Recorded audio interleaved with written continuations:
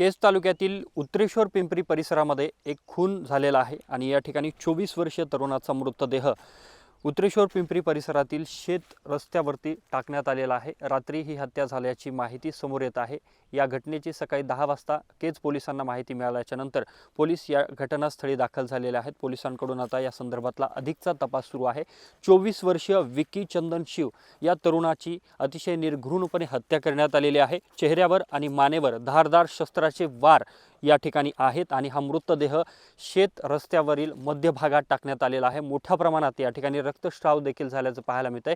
या घटनेची माहिती मिळाल्याच्या नंतर केज पोलिसांसह वरिष्ठ पोलीस अधिकारी देखील घटनास्थळी दाखल झाले असून गुन्हा दाखल करण्याची देखील प्रक्रिया सुरू झालेली आहे। तर एका संशयिताला केज पोलिसांनी ताब्यात घेतलेला आहे। त्याच्याकडून कसून अशी चौकशी केली जाते। तर घटनास्थळावरती पोलिसांकडून तपास केला जातोय। या ठिकाणी जर पाहिलं तर मोठ्या प्रमाणात पोलीस अधिकारी पोलीस कर्मचारी पाहायला मिळतात।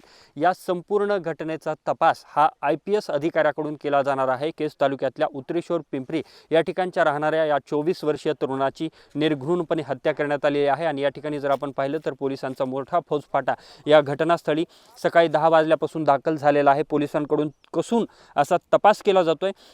नेमकी ही हत्या कुठल्या कारणातून करण्यात आली, ही हत्या नेमकी कुणी केली या संदर्भातला पोलिसांकडून आता तपास केला जाईल। गुन्हा देखील दाखल केला जाईल आणि याचा संपूर्ण तपास IPS अधिकारी असलेल्या अधिकाऱ्याकडून केला जाणार आहे। यामुळे या संपूर्ण हत्येमागे कुणाचा हात आहे, नेमकं यामधून काय कारण समोर येतं हे पाहणं महत्त्वाचं असणार आहे। मात्र पोलिसांनी आता एका संशयिताला देखील ताब्यात घेतलंय। कॅमेरा पर्सन प्रमोद रोमनसह मी अशोक काळकुटे, TV9 मराठी, बीड।